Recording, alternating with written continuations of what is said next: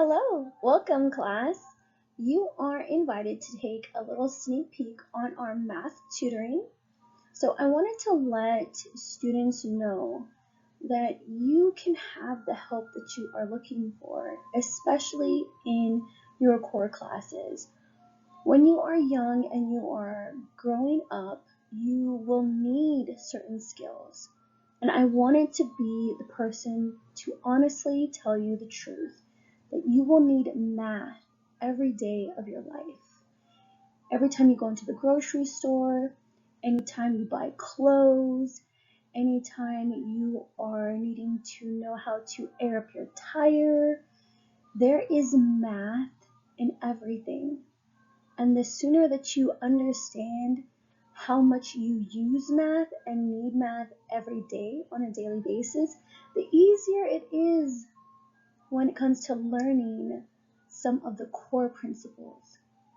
I have an example for you today, and this example is going into the more advanced level of math.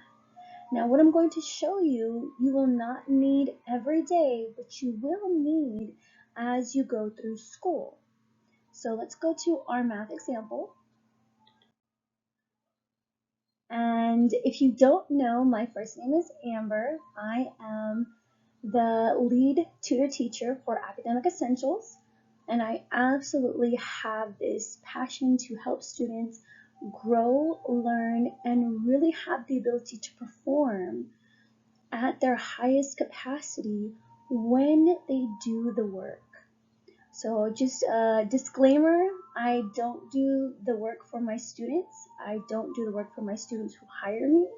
I absolutely expect them to show me the steps that they did on their own to get the correct answer.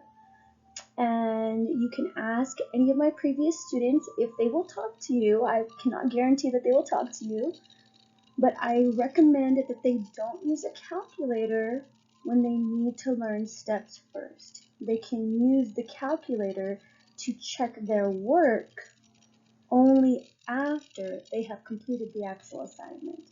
So I wanted to just give that disclaimer just in case. Here is an algebra equation, and a lot of my students have had issues or a delay in learning solving 1 and 2 step equations. Now, I'm not going to read these instructions, but the students who are working on their math can absolutely read these instructions. What I'm going to do is I'm going to show you how to solve it verbally. I already put up the example in 2 steps, and then I'm just going to tell you what the example is. So some of my students will have a math problem such as 8b plus 5 equals 29. And the instructions are to solve the equation to get the variable on one side of the equation, on one side of the equal sign by itself. What does that mean? When a student comes to me and they don't know what an equation means or they don't know what a variable means, then yes, I do take the time to explain to them. The variable is the letter. When you see b in this equation, 8b plus 5 equals 29, the variable is the letter b in this equation that we are working on. So what the instructions are, to be clear, is they want the letter to be on one side of the equal sign with nothing else, and then on the other side of the equal sign is going to be the value, the actual answer that they are asking you to get by solving the equation. So in this example, you will see 8b plus 5 equals 29. In order to solve this equation, you have to subtract -5 from +5 and do the precisely same thing on the other side to condense the equation to get to the letter b and the b value.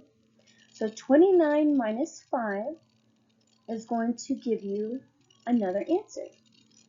Then you go to the next step. 8b Well, since 8 is being multiplied by b, you have to perform the opposite, which is the opposite of multiplication is division. So instead of you multiplying 8b, you're going to divide by 8 on both sides.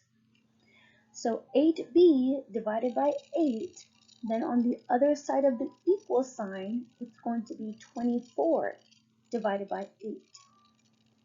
And b equals 3. So the variable is b, and the answer is 3. On this page, you will see that there are 3 examples, and then of course on the number 1, I went on ahead and I put another example for you on this page. It is 2x plus 10 equals 24. And then on here you can see 2x plus 10 equals 24. I give you instructions to solve correctly. Subtract 10 on both sides. So you're going to have 2x equals 24 minus 10. Then you will go to the next step. 2x equals 14. So in order to get the x answer, you have to divide by 2 on both sides. 2x divided by 2, then 14 divided by 2. X equals 14 divided by 2, then the answer is x equals 7. So this is just a sneak peek of how I absolutely enjoy helping students, how I help them learn the steps in the correct order. And yes, I do expect them to show me the steps, show me how they got their answer, and we do have discussions about it. So thank you, and you have an amazing day.